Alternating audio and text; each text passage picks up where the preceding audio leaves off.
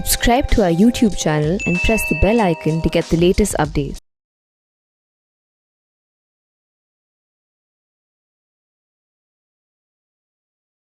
Good morning, good afternoon and good evening. जो भी friends इस लेक्चर को जिस समय भी देख रहे हैं उनको मेरी वो विशेष।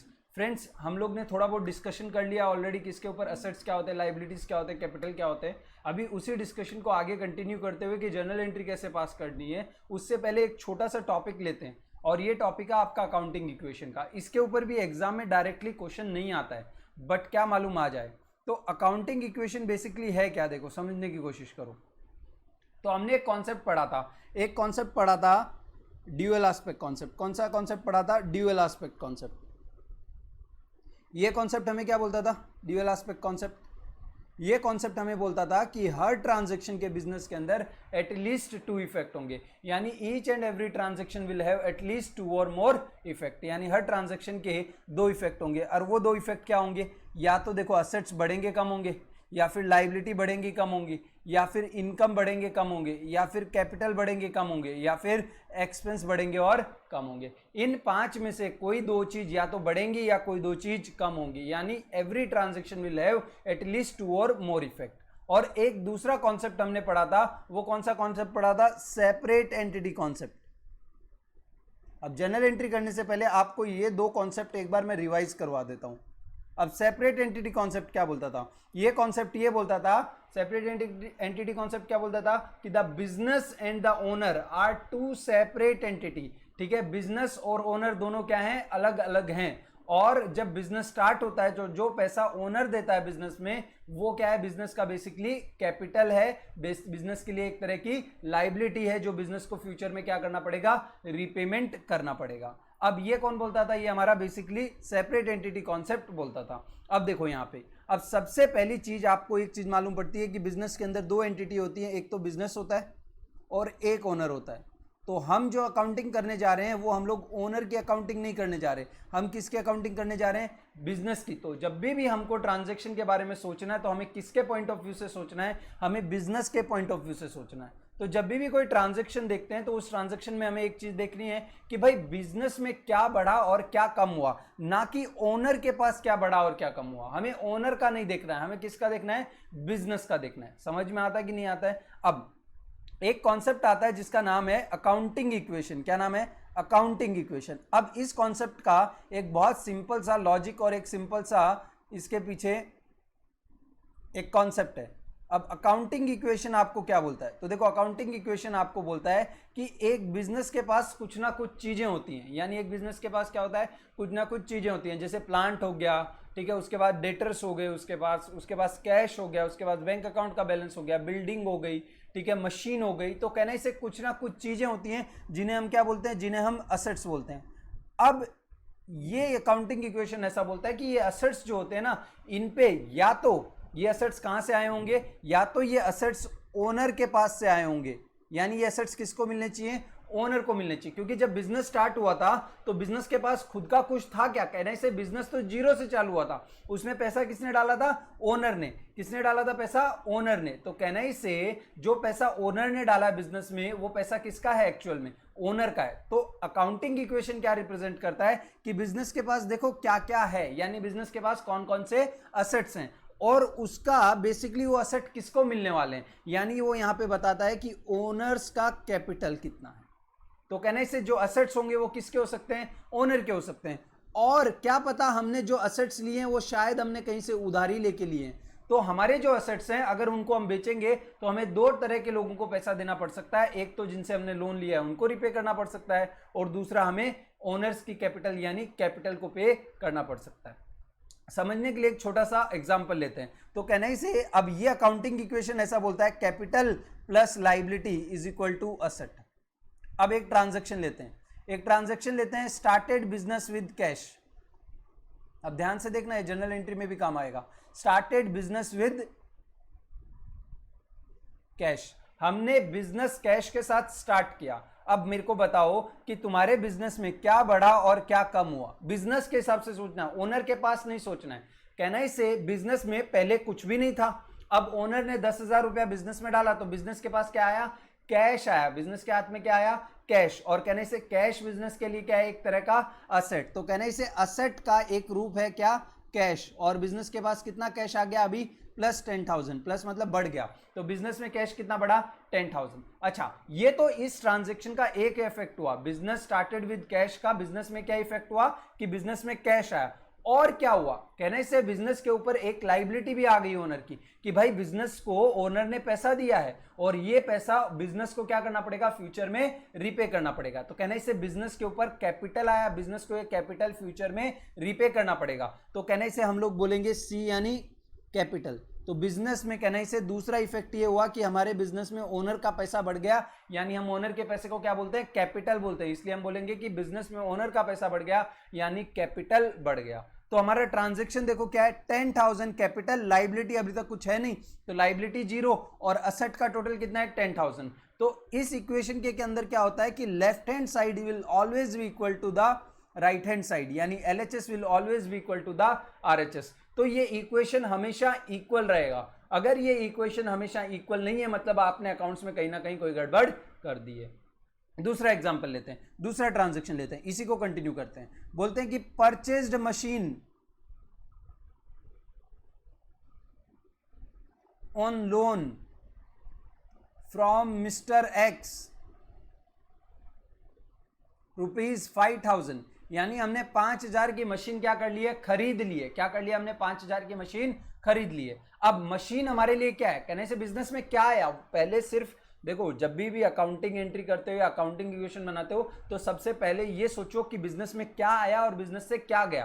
तो कहने से सबसे पहली चीज परचेज मशीन ऑन लोन, तो कहने से बिजनेस में जो सबसे पहली चीज आई है वो हमारे पास एक मशीन आई है। भाई मशीन क्या हमारे लिए, कहने से मशीन का फायदा कब मिलेगा, मशीन का फायदा इस साल भी मिलेगा और फ्यूचर में भी मिलेगा, इसलिए मशीन मेरे लिए असेट है। तो इसलिए मैं बोलूंगा कि मेरे पास देखो पहले से क्या क्या था, पहले से मैं बोलूंगा कि मेरे पास 10,000 रुपए का कैपिटल था, ये वाला था ना इस ट्रांजैक्शन के बाद, यस। और बोलूंगा कि लाइबिलिटी तो थी ही नहीं मेरे पास, और असेट में क्या था मेरे पास, तो कहने से असेट में मेरे पास एक कैश नाम का असेट था, कितने रुपए का था, 10,000 रुपए का था।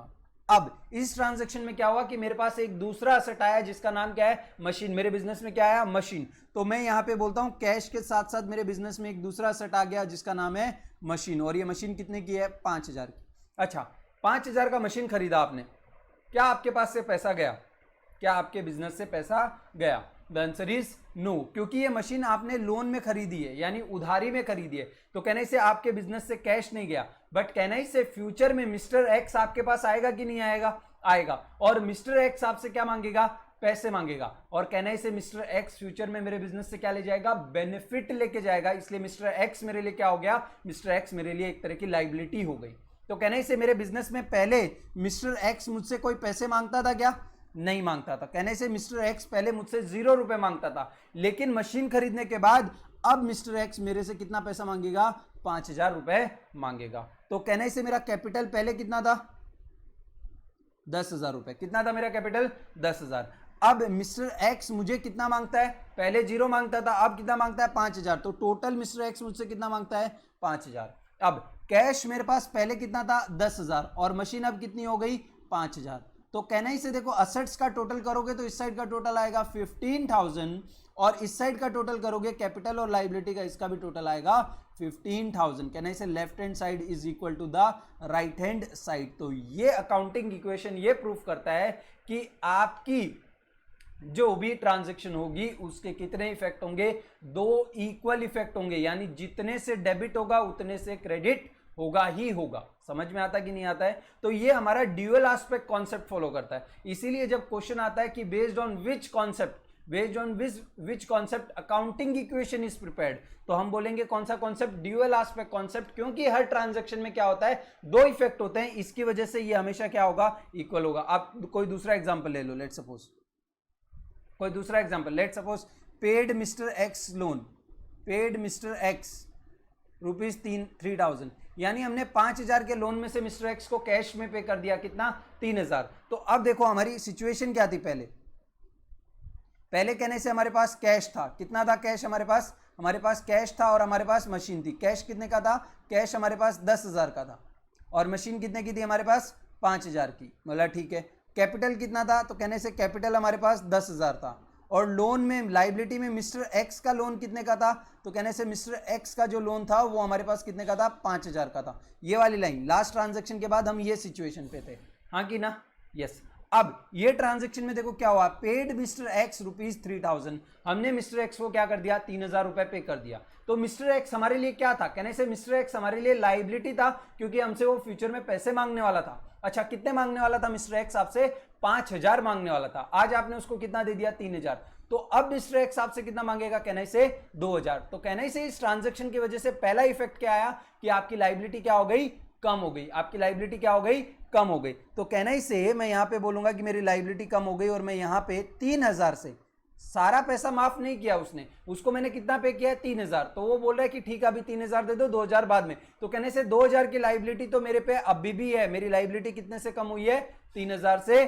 कम हो गई। अब ये कितना आता है, 2,000। मिस्टर एक्स का लोन कितना आता है, 2,000। अच्छा, कैपिटल कितना रहेगा, कहने से कैपिटल पे तो कोई इफेक्ट नहीं है, तो कैपिटल उतना ही है, 10,000। अच्छा, मेरा लोन कम हुआ, लोन कैसे कम हुआ, क्योंकि मैंने मिस्टर एक्स को क्या किया, 3,000 रुपए कैश में पे किए। तो कहने से मेरे बिजनेस से कैश क्या गया होगा, बाहर चला गया होगा। तो कहने से मेरे बिजनेस में क्या कम, दूसरा इफेक्ट क्या हुआ, पहला इफेक्ट तो मेरी लाइबिलिटी कम हुई, दूसरा इफेक्ट क्या हुआ, मेरे पास कैश कम हो गया। तो मैं यहाँ पे कैश कम कर दूंगा 3,000 रुपीज से, 3,000 पे किया ना, तो 3,000 से कैश कम हो गया। अब मेरे पास 7,000 रुपए का कैश है, और कहने से 5,000 रुपए की मेरे पास क्या है, मशीन है। अब टोटल करो, तो कहने से इस साइड का टोटल जो है वो इस साइड का टोटल होता है 12,000 रुपए। कितना रुपए होता है, 12,000। और इस साइड का टोटल करो तो 10,000 प्लस 2,000 कितना होता है, 12,000। तो कहने से left hand side is equal to the right hand side, और हमारा क्या हो गया, ये बेसिकली अकाउंटिंग इक्वेशन में दोनों साइड इक्वल हो गई, दैट मीन्स हमारा अकाउंटिंग इक्वेशन राइट चल रहा है। तो ये बेसिकली आपको इंस्टीट्यूट इस पे आज तक तो कोई क्वेश्चन पूछा नहीं है, बट इनडायरेक्टली कोई क्वेश्चन पूछ सकता है, ठीक है। जैसे कि एग्जाम्पल के तौर पे इंस्टीट्यूट आपको ऐसा बोलता है कि एक बिजनेस है जिसका कैपिटल 2 लाख है, और उसका असेट, उसके असेट्स हैं वो 5 लाख हैं। तो बताओ उसका बिजनेस पे लाइबिलिटी कितनी है, उस बिजनेस पे लाइबिलिटी कितनी है, ये पूछ सकता है इंस्टीट्यूट। तो कहने से मेरा फॉर्मूला क्या अकाउंटिंग इक्वेशन का, अकाउंटिंग इक्वेशन में कहने से बिजनेस में क्या क्या होते हैं, बिजनेस में एसेट्स होते हैं, और ये एसेट्स बेच के हमें एक तो किसको पे करना है, कैपिटल यानी ओनर को पे करना है, और एक लोन वालों को यानी लाइबिलिटी वालों को पे करना है। तो हमारा इक्वेशन क्या बना, capital plus liability is equal to asset. अभी असेट हमें इस क्वेश्चन के अंदर 5 लाख रुपए के दे रखे हैं, ठीक है, और लाइबिलिटी मुझे कितने की दे रखी है, मुझे नहीं दे रखी है, तो मुझे फाइंड करनी है, तो लाइबिलिटी मुझे फाइंड करनी है। और कैपिटल कितना दे रखा है, 2 लाख रुपए का। अब कहने से मैथ्स का सिंपल रूल लगाऊंगा, तो कहने से मुझे एल फाइंड करना है, तो इसको मुझे आइसोलेट करना पड़ेगा, एक साइड में रखना पड़ेगा, बाकी सब नंबर्स को दूसरे साइड। तो कहने से मैं एल को इस साइड रखता हूं और कैपिटल को इस साइड लेके जाता हूं। तो कहने से इधर कोई भी साइन दिख रहा है क्या आपको, 2 लाख के आगे प्लस माइनस कुछ लिखा है क्या, जब भी नंबर के सामने कुछ नहीं लिखा हो मतलब वो क्या है, प्लस है। तो कहने से इसके सामने कौन सा साइन है, प्लस। तो अगर ये इस साइड आएगा तो क्या हो जाएगा, माइनस। तो कहने से 5 लाख माइनस 2 लाख, और मेरी लाइबिलिटी कितनी हो गई, मेरी लाइबिलिटी हो गई 3 लाख रुपीज। मेरी लाइबिलिटी हो गई 3 लाख रुपीज। समझ में आता है कि नहीं आता है, पक्का 100%। चले आगे कुछ इसके क्वेश्चन सॉल्व करते हैं। तो देखो मैंने आपकी मॉड्यूल से ये 6 नंबर क्वेश्चन नंबर 6, देखो आपको कुछ यहाँ पे फिगर्स, मिसिंग फिगर्स दे रखे हैं, तो आपको ये मिसिंग फिगर्स को सॉल्व करना है अकाउंटिंग इक्वेशन के थ्रू, और इसका आंसर निकालना है। अब देखो यहाँ पे बेसिकली पहला मैं 2 में सॉल्व करूंगा, 2 आप सॉल्व करोगे, तो ए और बी मैं सॉल्व कर देता हूँ, ठीक है, और बाकी सी और डी आप सॉल्व करोगे। नहीं आता है तो मुझसे पूछोगे, इसके आंसर्स मैं ग्रुप में शेयर कर दूंगा आपके साथ। अब यहाँ पे देखो असेट्स इज इक्वल टू, कहने से assets is equal to liability plus capital, यानी बिजनेस में जो भी एसेट्स हैं वो या तो ओनर के हैं या फिर लाइबिलिटी वालों के, आया ना, तीसरा कहां से आएगा भाई पैसा, ठीक है। तो कहने से बिजनेस में एसेट हमारे पास कितने लाख के हैं, 15 लाख के एसेट्स हैं, ठीक है। पहले क्वेश्चन ए की बात कर रहा हूं, ए नंबर क्वेश्चन की, और मेरे पास लाइबिलिटी कितनी है, तो 2.5 लाख रुपए की लाइबिलिटी है। तो अब मुझे चाहिए कि मेरा कैपिटल कितना है, तो कहने से कैपिटल मैं इस साइड रखूंगा और इस साइड में बोलूंगा 15 लाख।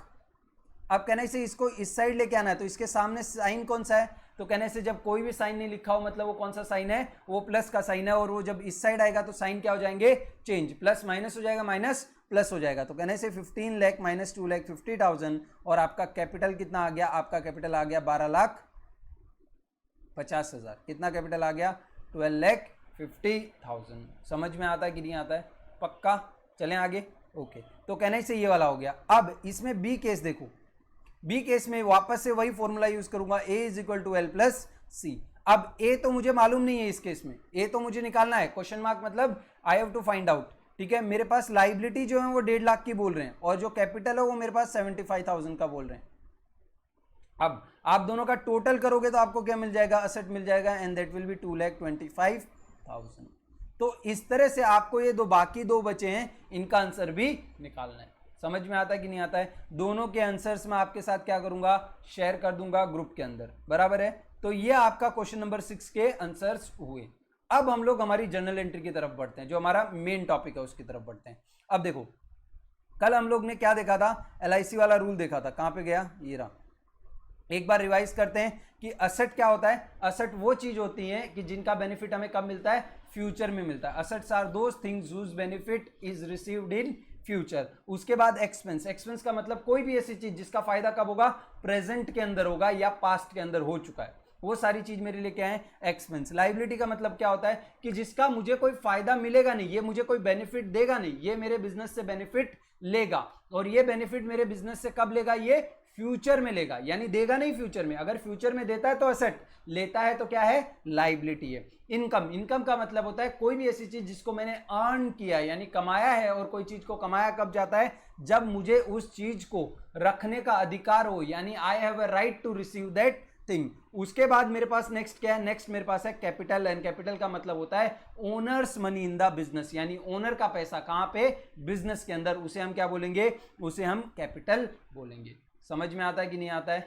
पक्का? चले आगे। ओके, तो अब देखो यहां पे इस रूल को हम लोग ने यहां पे ऐसा रखा था, LIC। L मतलब लायबिलिटी, I मतलब इनकम, C मतलब कैपिटल, A मतलब एक्सपेंस, A मतलब असेट, E मतलब एक्सपेंस। तो जब भी मेरी लायबिलिटी, इनकम और कैपिटल कम होगी, जब भी मेरी लायबिलिटी, इनकम और कैपिटल कम होगी, तब मैं उसे क्या करूंगा? उसे मैं डेबिट कर दूंगा। उसे मैं क्या करूंगा? डेबिट कर दूंगा। और जब भी मेरी लायबिलिटी, इनकम और कैपिटल बढ़ेगी, तब मैं उसे क्या करूंगा? उसे मैं क्रेडिट कर दूंगा। तब मैं उसे क्या करूंगा? क्रेडिट कर दूंगा। और असेट और एक्सपेंस जब भी बढ़ेंगे तो मैं उन्हें क्या करूंगा? डेबिट। और असेट और एक्सपेंस जब भी कम होंगे उन्हें मैं क्या करूंगा? क्रेडिट। अब इस रूल को हम लोग ने पढ़ तो लिया, अब इसको लगाना कैसे वो देखते हैं। आ जाओ यहां पे। तो लेट सपोज कुछ ट्रांजेक्शन्स के साथ स्टार्ट करता हूं। Started business with cash. पहला ट्रांजेक्शन क्या है? Started business with cash.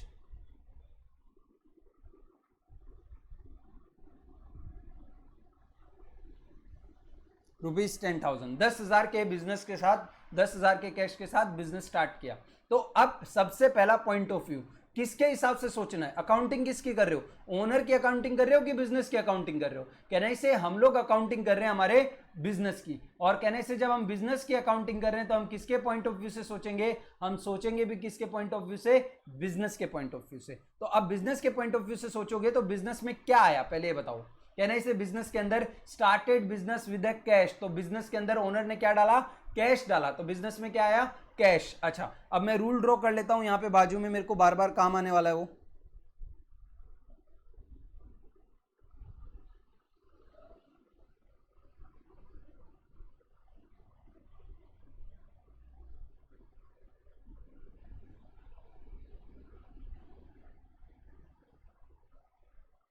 ठीक है, liability, income, capital, asset, expense. Liability, income, capital कम होगी तो डेबिट कर देंगे, लायबिलिटी, इनकम, कैपिटल बढ़ेगी तो क्रेडिट कर देंगे, एसेट एक्सपेंस बढ़ेंगे तो डेबिट कर देंगे, कम होंगे तो क्रेडिट कर देंगे। अब हमारे बिजनेस में क्या बढ़ा? कहने से हमारे बिजनेस में कैश आया, यानी पहले मेरे बिजनेस जब स्टार्ट किया तो कहने से बिजनेस में कुछ था क्या? कुछ भी नहीं था। अब कैश आया बिजनेस के अंदर, तो कहने से बिजनेस में क्या बढ़ा?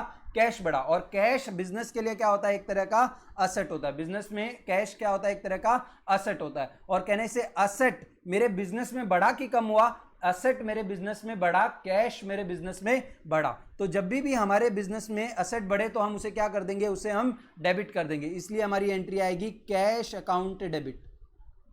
हमारी एंट्री क्या आएगी? Cash account debit. अब कैश अकाउंट को डेबिट कर दिया, उसके बाद टू अब दूसरी चीज के बारे में सोचो, one thing at A time. पहले क्या बढ़ा बिजनेस में, कैश आया, असेट बढ़ा, असेट बढ़े तो उसे डेबिट कर देंगे। देखो इस रूल को अप्लाई करने में स्टार्टिंग में थोड़ा समय लगता है, टाइम लगता है, लेकिन एक बार आपका इस पे पकड़ बैठ गया ना, उसके बाद आपके लिए अकाउंट्स कुछ नहीं है, टाइम पास लगेगा आपको। सिर्फ आपको नए नए कॉन्सेप्ट सीखने, इसमें डालना और आपका आंसर आते जाएंगे।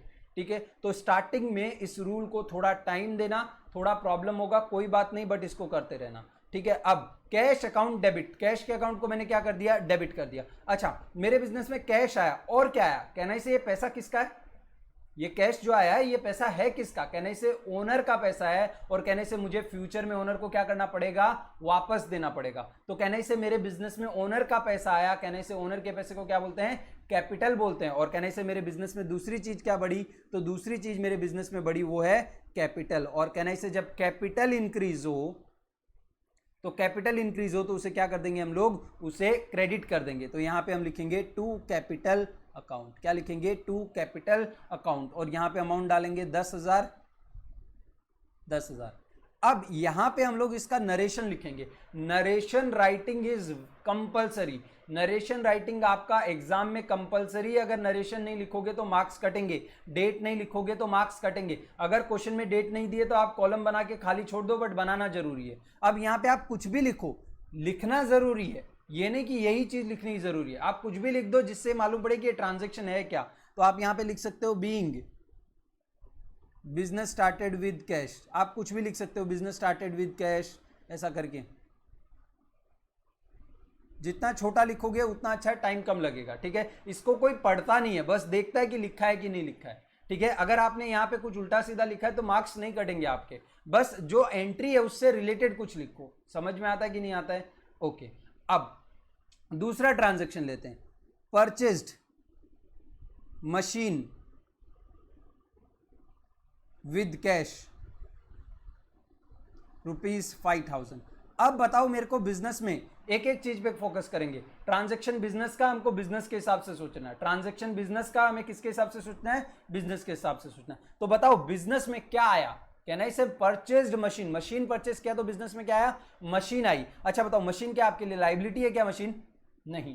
कहने से मशीन आपके लिए इनकम है, फिर नहीं। अच्छा मशीन आपके लिए कैपिटल है पक्का, ये मशीन ओनर ला रहा है क्या, नहीं। कहने से machine is not a capital. अच्छा मशीन आपके लिए एक्सपेंस है, मशीन आपके लिए एक्सपेंस है क्या, नहीं, क्योंकि मशीन का फायदा हमें सिर्फ इस साल नहीं मिलता है, मशीन का फायदा हमें कब मिलता है, फ्यूचर में भी मिलता है। इसलिए मशीन ना मेरे लिए लाइबिलिटी है, ना मेरे लिए कैपिटल है, ना मेरे लिए इनकम है, और ना मेरे लिए एक्सपेंस है। मशीन मेरे लिए असेट है, मशीन मेरे लिए क्या है, असेट। अच्छा मशीन मेरे बिजनेस में बढ़ रही है कि कम हो रही है, कहने से पहले मेरे बिजनेस में मशीन थी क्या, नहीं थी, अब मशीन आ गई। तो कहने से मेरे बिजनेस में पहले मशीन 0 की थी, अब 5,000 की मशीन आ गई, तो कहने से मेरे बिजनेस में मशीन क्या हुई, बढ़ी। जब मशीन बढ़ेगी यानी मशीन क्या है, असेट, और जब भी असेट बढ़े तो मैं क्या करूंगा, whenever asset increases I will debit the account. जब भी मशीन बढ़ेगी, असेट बढ़ेगा तो मैं उसे क्या करूंगा, डेबिट कर दूंगा। अब मैं असेट अकाउंट डेबिट नहीं करूंगा, मैं उस असेट के नाम से उसको डेबिट करूंगा। तो असेट का नाम है मशीन, इसलिए नाम लिखूंगा यहां पे मशीन अकाउंट डेबिट। 5,000 रुपीज कितना है, 5,000 रुपीज टू।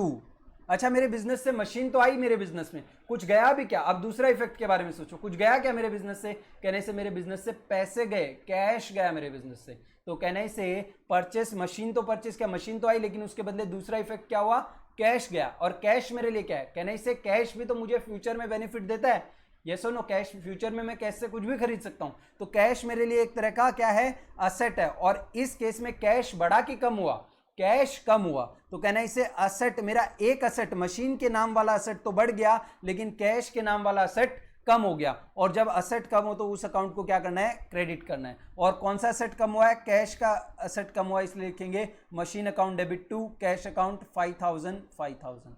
और यहां पे ब्रैकेट में लिखेंगे being machine purchased. Sir being लिखना जरूरी है क्या, नहीं जरूरी है, आपको जो लिखना है यहाँ पे लिखो, बट ऊपर जो एंट्री पास किया ना वो समझ में आ जाना चाहिए कि भैया एंट्री क्यों पास किया। बस इतना ही कॉन्सेप्ट है किसका, नरेशंस का। एग्जैक्टली बड़ा बड़ा लाइन लिखने का जरूरत नहीं है। अब दूसरा एक ट्रांजैक्शन और देखते हैं,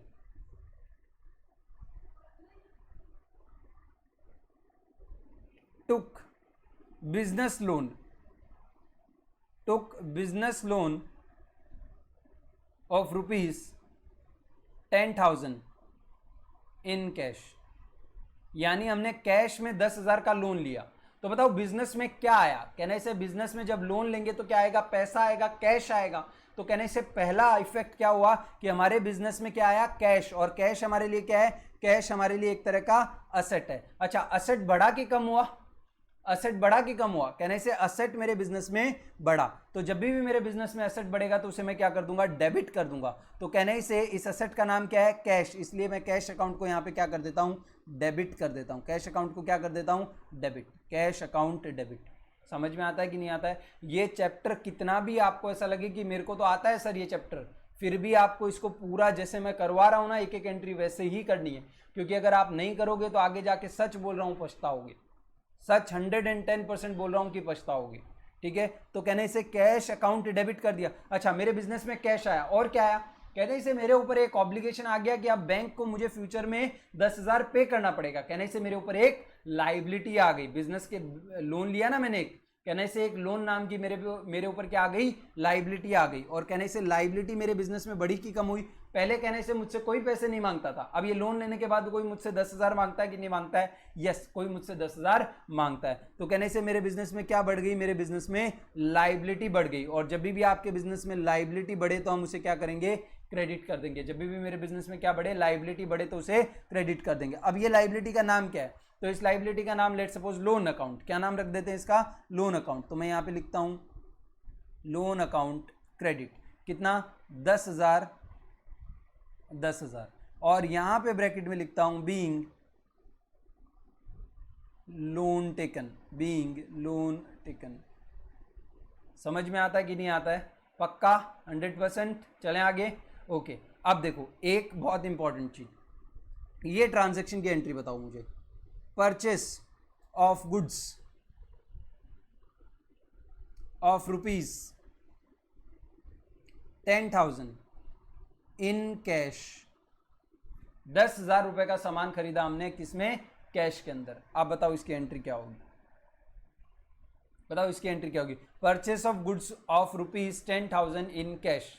अब देखो सबसे पहले जब भी गुड्स की बात आती है ना, तो गुड्स के लिए ये नोट लिख लो अपनी नोटबुक में। ये गुड्स के लिए ये नोट लिख लो।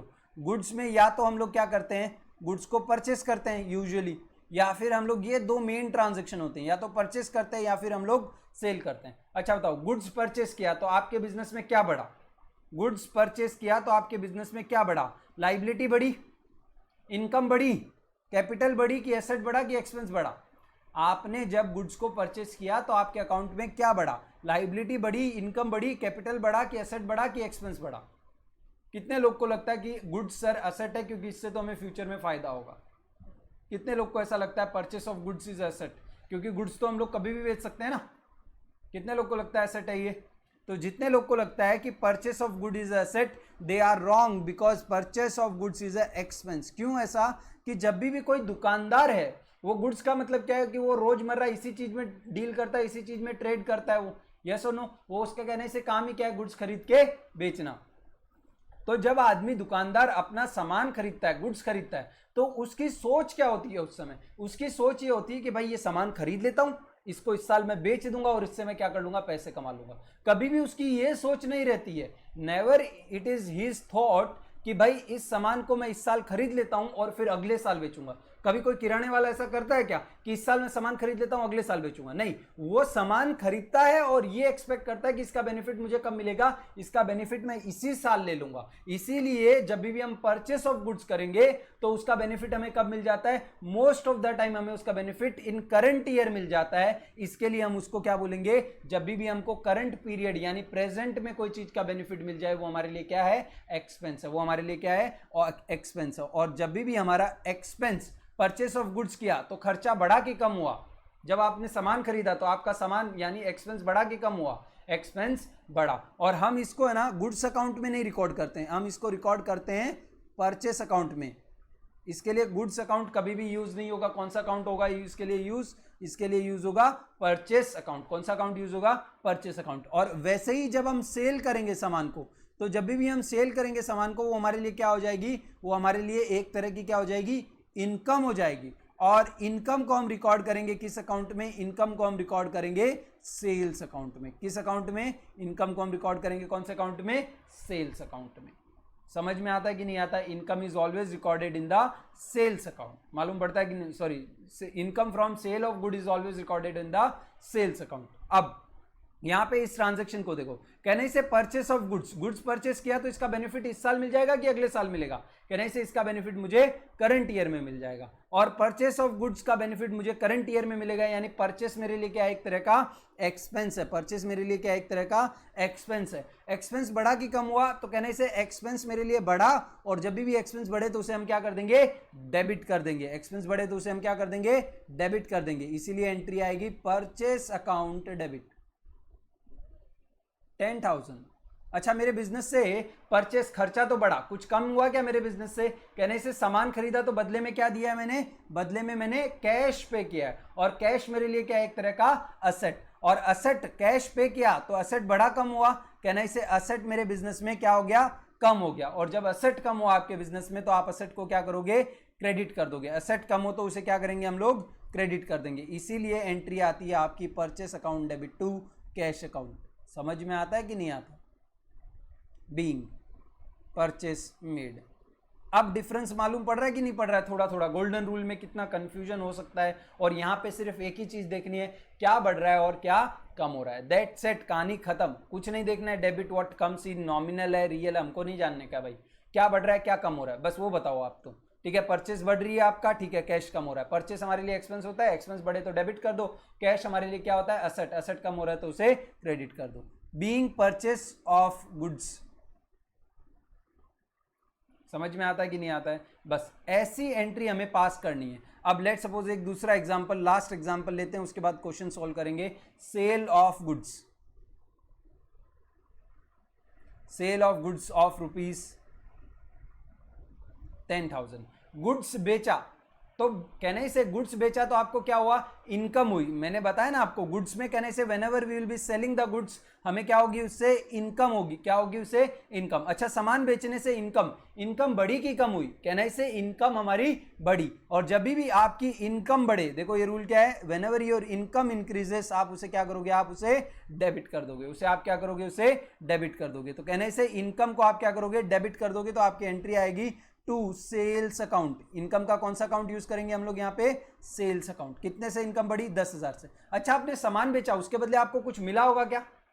सामान बेचा, उसके बदले आपको कुछ ना कुछ तो मिला होगा। कहने से क्या मिला होगा? कैश मिला होगा। और कैश मेरे लिए क्या है? असेट। तो मेरे बिजनेस में जब असेट बढ़ेगा तो मैं उसे क्या करूंगा?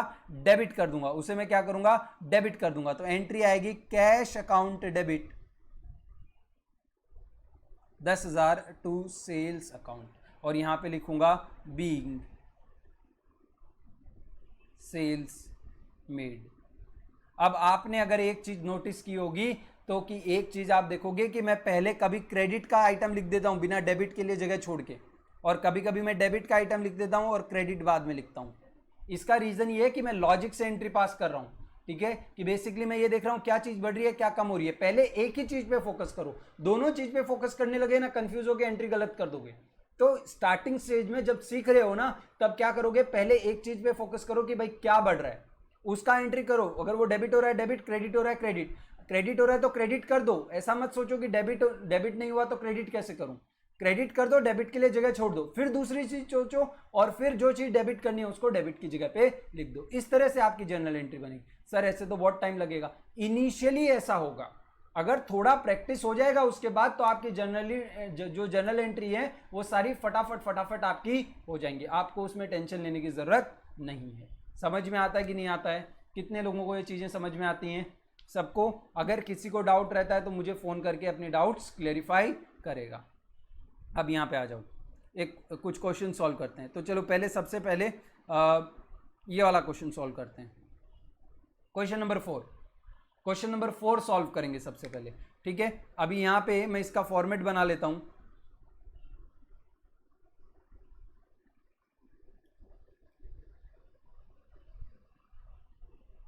ओके, इसको मैं पिक नहीं कर सकता यहां पे।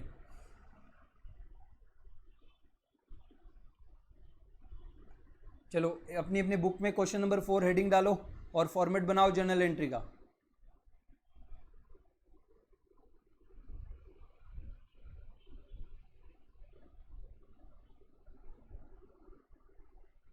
बुक्स ऑफ, किसका बुक्स है ये, क्वेश्चन में क्या दिया है, रमेश, ट्रांजेक्शन्स ऑफ रमेश, तो हमें अकाउंटिंग किसकी करनी है, रमेश की अकाउंटिंग करनी है, यानी रमेश की बुक की रमेश के बिजनेस की अकाउंटिंग करनी है। तो यहाँ पे लिखेंगे बुक्स ऑफ रमेश, यानी हम रमेश के हिसाब से सोचेंगे, अब रमेश के बिजनेस के हिसाब से। और क्या बना रहे हैं हम लोग, जर्नल, तो यहाँ पे लिखेंगे जर्नल। फिर हम लोग यहाँ पे लिखेंगे date, particular, ledger folio, debit, credit. Sir हम लोग डेबिट क्रेडिट ऐसे लिख सकते हैं क्या, हाँ लिख सकते हो, कोई प्रॉब्लम नहीं है। यहाँ पे लिखना जरूरी है, बस शॉर्ट में लिखो या लॉन्ग में लिखो, कोई प्रॉब्लम नहीं है। और हम लोग ऐसे लाइंस खींच देंगे यहाँ पे। अब वन बाय वन एक एक ट्रांजेक्शन को लेते हैं। सबसे पहला ट्रांजेक्शन पढ़ो, Ramesh started business with cash, यहाँ पे कैश आएगा। Ramesh started business with cash of ₹10 lakh, 10 lakh रुपए के साथ उसने 1 अप्रैल को बिजनेस स्टार्ट किया। तो हम लोग सबसे पहले क्या करेंगे, एंट्री पास करने के लिए यहाँ पे डेट डालेंगे। 1 अप्रैल को एंट्री पास करनी है हमको, 1/4/2020, 1/4/2020 ही है ना, चेक कर लो। ओके, ईयर नहीं दे रखा तो हम लोग ऐसे लिखेंगे 1/4/2020, ठीक है। अब बिजनेस स्टार्टेड विद कैश, तो बिजनेस में क्या आया, सोचो थोड़ा सा, मैं रूल बना लेता हूं तब तक तुम सोचो कि इस ट्रांजैक्शन में क्या आया और क्या गया।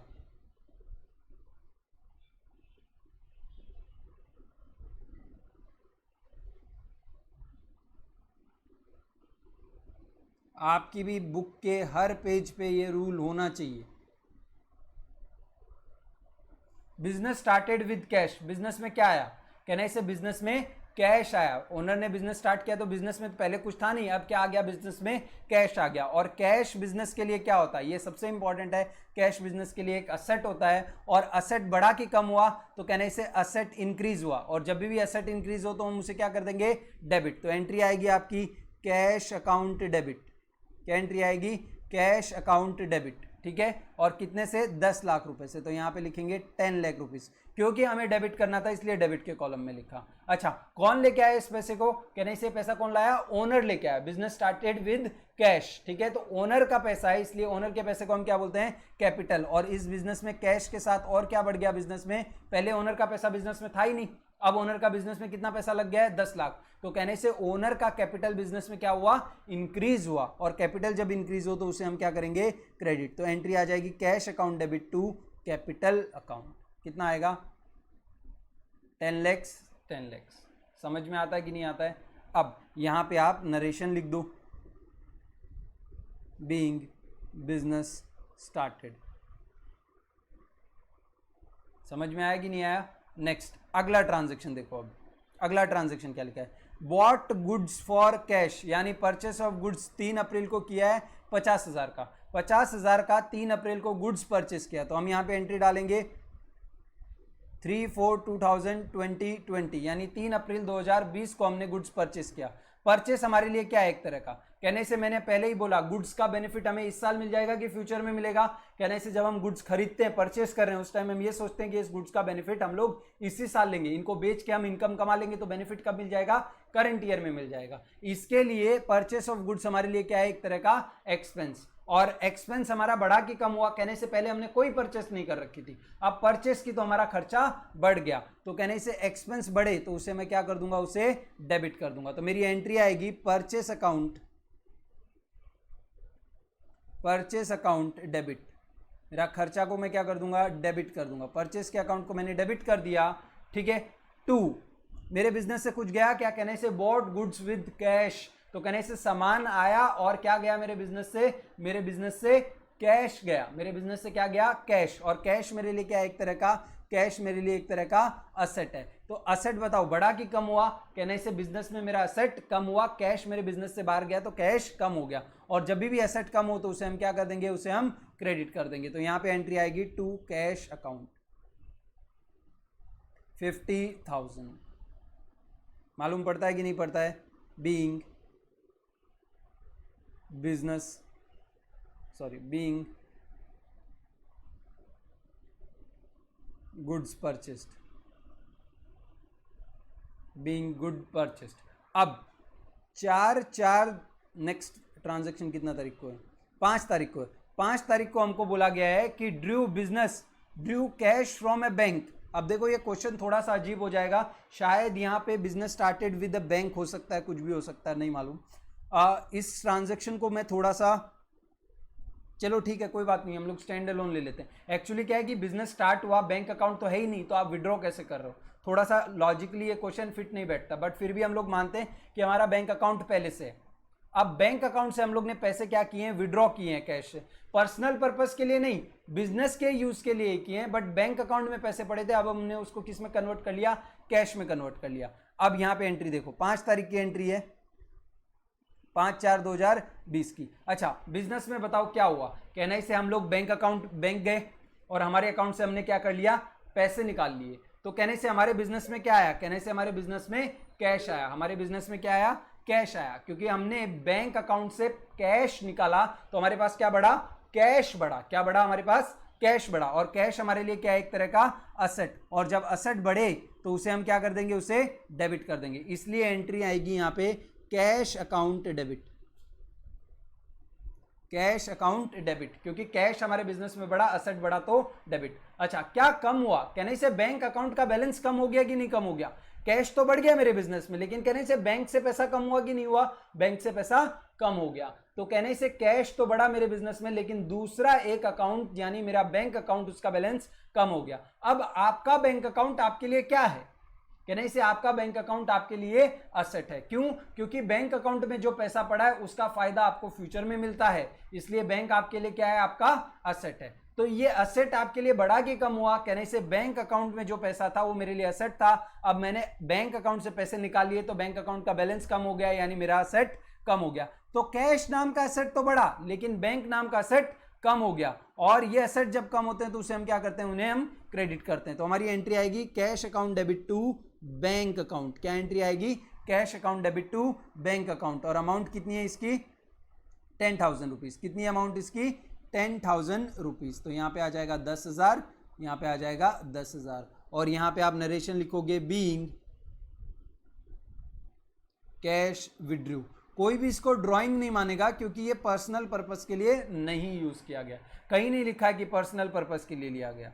अब नेक्स्ट अगला देखो, सोल्ड गुड्स टू कृष्णा, हमने गुड्स कृष्णा को बेचे, लेकिन कि किस पे, क्रेडिट पे। हमने उसको किस पे गुड्स बेचे हैं, क्रेडिट पे। कितना तारीख को, 13 तारीख को 1.5 लाख रुपए के गुड्स बेचे, 1,50,000 के। अब इसकी एंट्री क्या होगी, देखो यहाँ पे sold goods to Krishna, goods sale किया, तो सेल आपके लिए क्या है, कहना से हम लोग ने डिस्कस किया, ये चार्ट बनाया होगा सब लोग ने। सेल क्या हमारे लिए, सेल एक तरह का हमारे लिए इनकम है, और यहाँ पे जब हमने गुड्स बेचे तो हमारी इनकम बढ़ी कि कम हुई, कहने से हमारी इनकम क्या हो गई, यहाँ पे इनकम बढ़ गई। तो सोल्ड गुड्स, तो गुड्स बेचेंगे तो हमारी इनकम बढ़ेगी, और इनकम बढ़े तो हम उसे क्या करेंगे, डेबिट कर देंगे। इनकम बढ़े तो उसे हम क्या करेंगे, क्रेडिट कर देंगे। ये देखो यहाँ पे अगर इनकम बढ़े तो उसे हम क्या करेंगे, क्रेडिट। तो एंट्री क्या आएगी यहाँ पे, मैं डेबिट के लिए जगह छोड़ के डायरेक्टली क्रेडिट में लिखूंगा, टू सेल्स अकाउंट। मैं डेबिट का इंतजार नहीं करूंगा, टू सेल्स अकाउंट। कितना, 1,50,000। कितना आएगा, 1,50,000। अब यहाँ पे अच्छा, इसके मेरा सेल, मेरी इनकम तो बढ़ी, लेकिन इसके बदले क्या मुझे पैसे मिले, क्या मुझे कृष्णा से पैसे मिले, कहने से क्या लिखा है, to Krishna on credit, sold goods to Krishna on credit. तो अगर मैंने उधारी में सामान बेचा है, दैट मीन्स मुझे पैसे नहीं मिले, तो मैं ये नहीं बोल सकता इनकम बढ़ी और कैश भी बढ़ा मेरे बिजनेस में।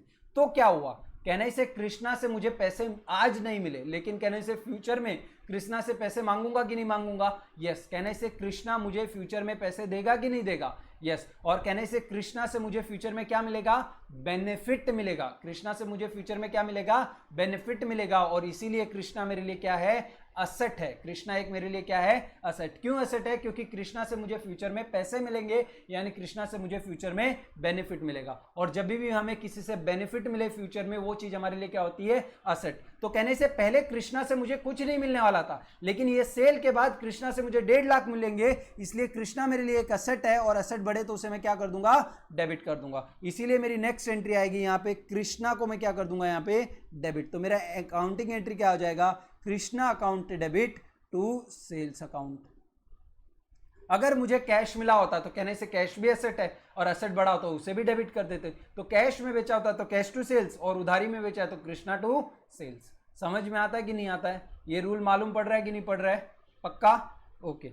Next next, boat from Shyam goods on credit, यानी हमने श्याम से गुड्स खरीदे किस पे, क्रेडिट पे, कितने के, 2,25,000 के, कितने के गुड्स खरीदे हैं, 2,25,000 के। अब यहां पे देखो अकाउंटिंग एंट्री क्या पास करेंगे, तो कहने से कितना तारीख है, ये कितना तारीख को ये ट्रांजेक्शन हुआ है, 15 को हुआ है, 20 को ट्रांजेक्शन हुआ है।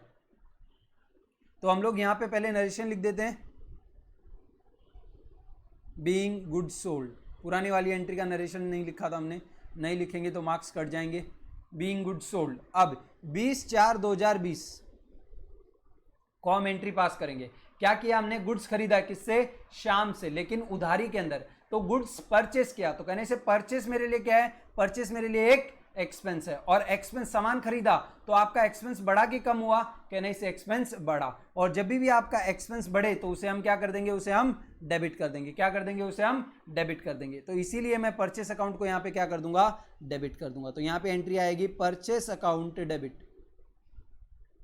परचेस के अकाउंट को क्या करूंगा, डेबिट करूंगा, कितने से, 2,25,000 से, 2,25,000। अच्छा, मैंने परचेस किया सामान, इसके बदले क्या मैंने पैसे दे दिए क्या, कहने से मैंने आज तक शाम को पैसे नहीं दिए, ऑन क्रेडिट खरीदा है, यानी उधारी में खरीदा है। तो शाम को पैसे कब दूंगा, कहने से शाम को पैसे दूंगा कब, फ्यूचर में, कहने से फ्यूचर में शाम मेरे पास आके मुझसे क्या मांगेगा, पैसे मांगेगा, कहने से शाम फ्यूचर में मेरे बिजनेस से क्या लेके जाएगा, बेनिफिट, यानी कैश लेके जाएगा, यानी बेनिफिट लेके जाएगा। तो anyone who takes benefit out of my business in future is a liability for me, मेरे लिए क्या है, लायबिलिटी। अच्छा, पहले शाम मुझसे कितना मांगता था, कुछ नहीं, कहने से ये परचेस करने के बाद शाम मुझसे कितना मांगता है, 2,25,000। तो लायबिलिटी बढ़ी कि कम हुई, कहने से मेरी लायबिलिटी इस केस में बढ़ गई, और जब मेरी लायबिलिटी बढ़ेगी, जब भी व्हेनेवर माय लायबिलिटी इंक्रीजेस, मैं क्या करूंगा, उसे क्रेडिट कर दूंगा। मेरी लायबिलिटी इंक्रीज होगी तो मैं उसे क्या करूंगा, क्रेडिट करूंगा। तो एंट्री आएगी परचेस अकाउंट,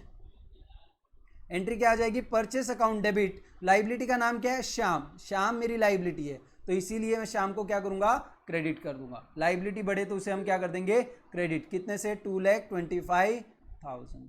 अब यहां पे आप ब्रैकेट में लिख दो नीचे, purchased goods from Shyam on credit, हो गया। अब आगे दो एंट्री हैं, वो बहुत इंपॉर्टेंट एंट्री हैं, और इन एंट्रीज के अंदर आपको समझ में आएगा डेबिट व्हाट कम्स इन और क्रेडिट व्हाट गोज आउट। बहुत बकवास मेथड है, ये मेथड ज्यादा अच्छी है। कैसे, देखो 24 अप्रैल को एक ट्रांजैक्शन हुआ जिसमें हमने रिसीव किया कृष्णा से कितना, 1,45,000। हम लोग ने कृष्णा को कितने रुपए की सेल की थी, यहाँ पे देखो ये वाला ट्रांजैक्शन, ये वाला ट्रांजैक्शन कितने की सेल की थी, 1.5 लाख रुपए की सेल की थी। उसके बदले हमें कृष्णा से कितना मिला, 1,45,000 मिला, और हमने उसको डिस्काउंट कितना दिया, 5,000 रुपए का। यानी आज के बाद कृष्णा ने हमें कितना दिया, आज 1,45,000, यानी 1,45,000 रुपीज हमें कृष्णा ने दिया, और आज के बाद कृष्णा हमें कुछ भी नहीं देगा। अब यहां पे आ जाओ, कितने तारीख का ट्रांजेक्शन था ये, 24 तारीख का। तो यहां पे एंट्री डालो 24/4/2020।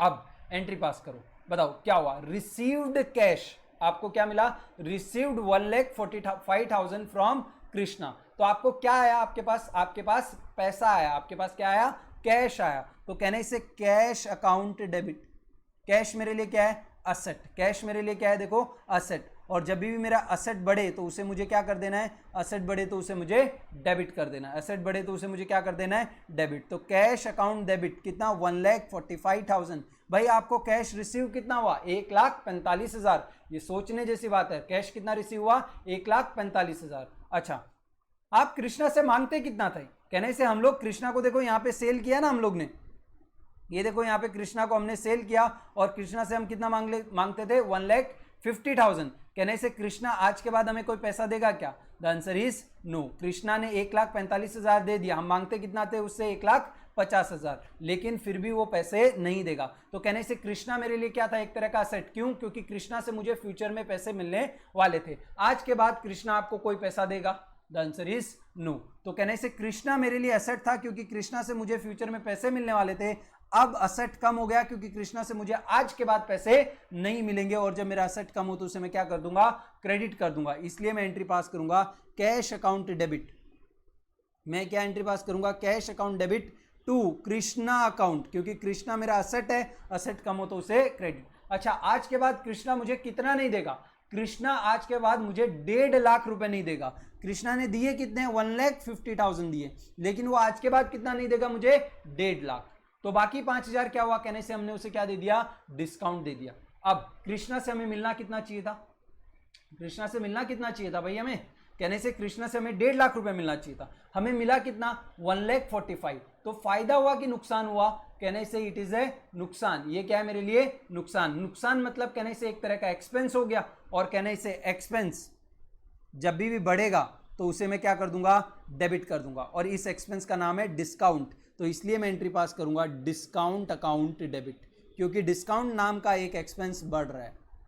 तो discount account debit, cash account debit to Krishna account. तो एंट्री क्या हुई मेरी, cash account debit, discount account debit to Krishna account.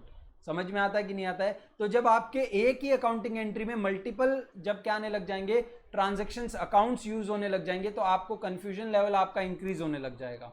ठीक है, तो वो कंफ्यूजन लेवल आपका यहाँ पे इंक्रीज नहीं होगा। समझ में आता है कि नहीं आता है, ये मेथड का ये फायदा है। नेक्स्ट आगे बढ़ते हैं। अगला ट्रांजेक्शन कितना तारीख को हो रहा है, अगला ट्रांजेक्शन 28 तारीख को हो रहा है। हम शाम को पे कर रहे हैं, पेड शाम कैश 2,15,000, और उसने हमें डिस्काउंट कितना दिया है, 10,000 रुपए का डिस्काउंट दिया है। अब देखो 28/4 को ट्रांजेक्शन हो रहा है 2020 को।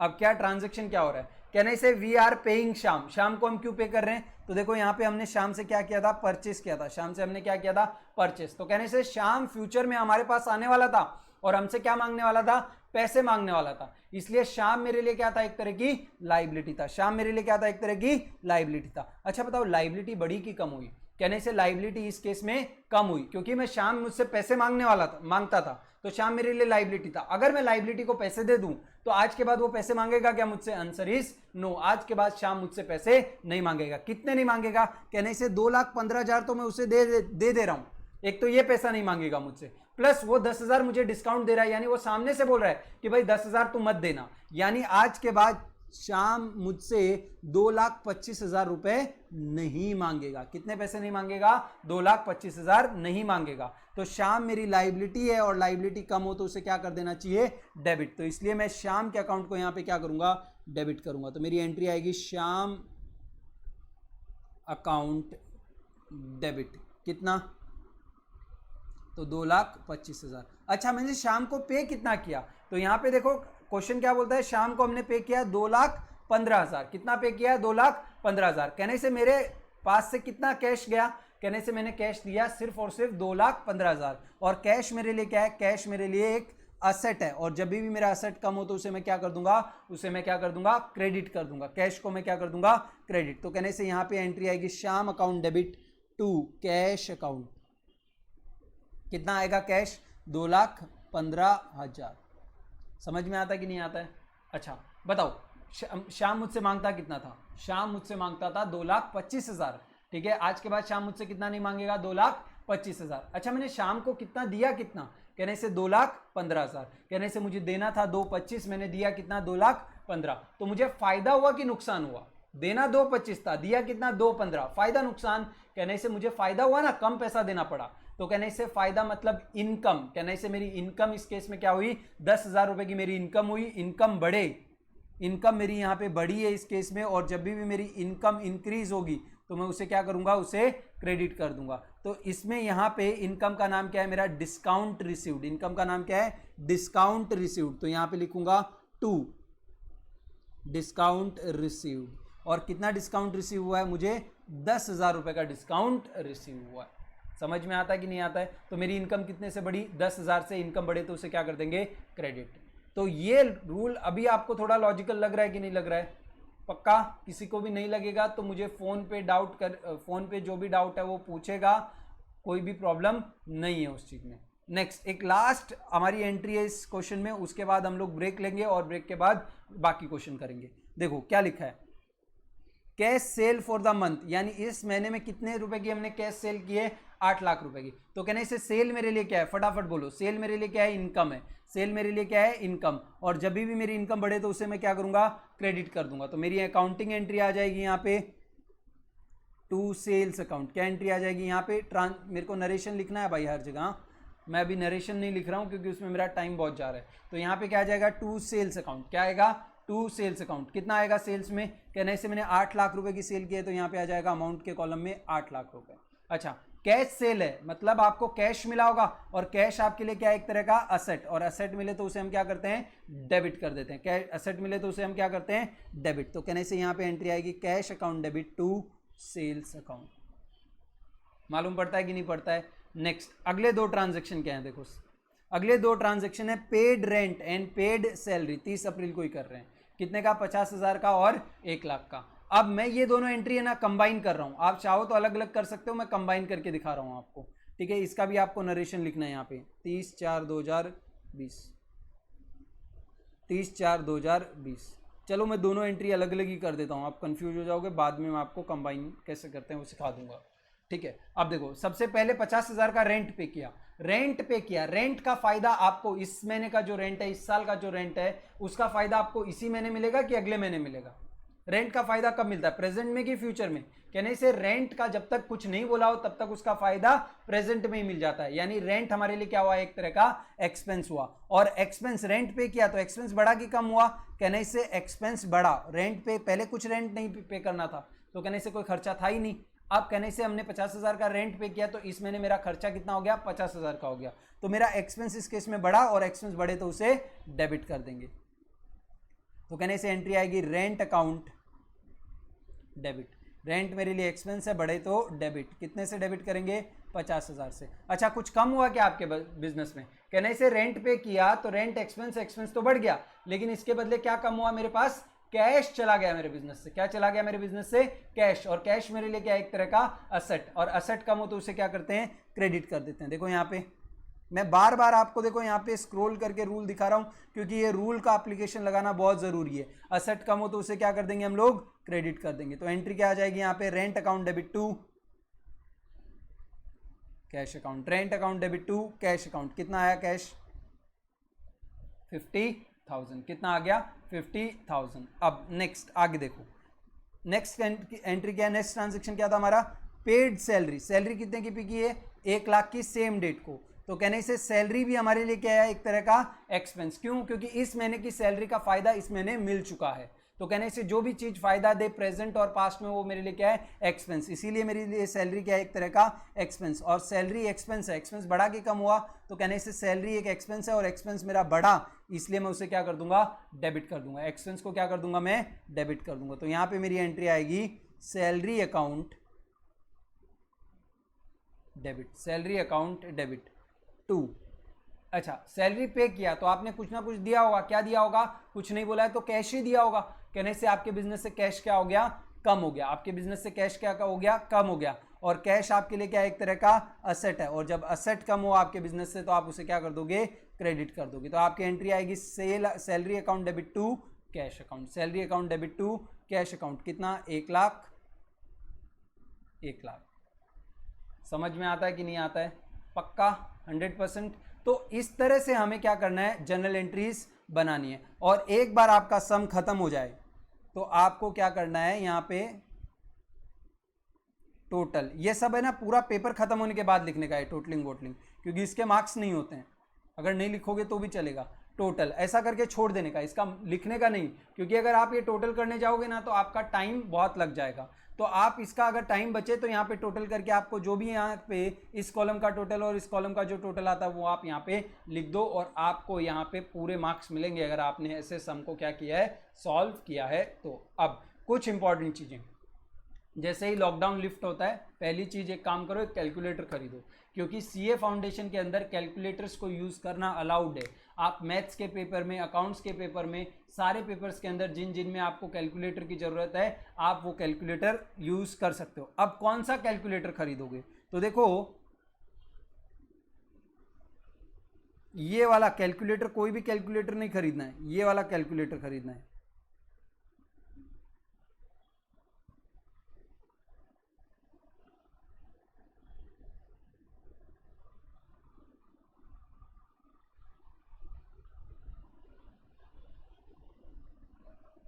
आपको मैं बता देता हूँ कौन सा कैलकुलेटर ख़रीदना है, क्योंकि कुछ कुछ कैलकुलेटर्स में क्या होता है ना कि कोई कोई बटन्स नहीं आते हैं। तो ये जो कैलकुलेटर दिख रहा है ना, ये कैलकुलेटर मत खरीद लेना, ये वाला कैलकुलेटर, ये कैलकुलेटर, ये वाला मत खरीदना, क्योंकि इन कैलकुलेटर्स की एक तो लाइफ बहुत कम होती है, ठीक है। तो आपकी आदत हो जाती है ये कैलकुलेटर यूज़ करने की, और उसके बाद एग्ज़ाम तक जाते जाते ये कैलकुलेटर ही टूट जाता है। तो ये कैलकुलेटर मत लेना। एक कैलकुलेटर आता है दूसरा,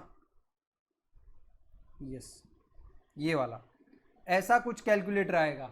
ये वाला सिस्को का ज़रूरी नहीं है कि सिस्को का ही लो, कोई भी कंपनी का ले लो, ये वाला कैलकुलेटर लो। और इस कैलकुलेटर में दो चीज़ें आपको याद रखनी है। एक तो इसमें GT का बटन होना चाहिए, एक बटन होगा इसके अंदर जिसके ऊपर लिखा होगा GT, ठीक है। तो एक तो GT का बटन होना चाहिए, और एक M+M- और ये जो 3 बटन है ना, ये वाले, ये यहाँ पे लास्ट में M+M- और MRC, ये 3 बटन होने चाहिए। तो ऐसा कोई भी कैलकुलेटर ले लो, 200-300 रुपये का कैलकुलेटर आता है। कैलकुलेटर तो मस्ट है, क्योंकि आप अकाउंट्स में, अभी तो हमारा एक थियरी का चैप्टर था इसलिए ख़त्म हो गया, अब आगे ये चैप्टर भी शायद इतना ज़रूरत नहीं पड़ेगा हमको कैलकुलेटर में, लेकिन थर्ड चैप्टर तो बिना कैलकुलेटर के होगा ही नहीं। तो कैलकुलेटर ले लेना, ठीक है। जैसे ही लॉकडाउन लिफ्ट होता है ये वाला कैलकुलेटर ले लेना। और भी क्वेश्चंस जनरल एंट्री के प्रैक्टिस करेंगे, लेकिन एक ब्रेक ले लेते हैं, उसके बाद करते हैं।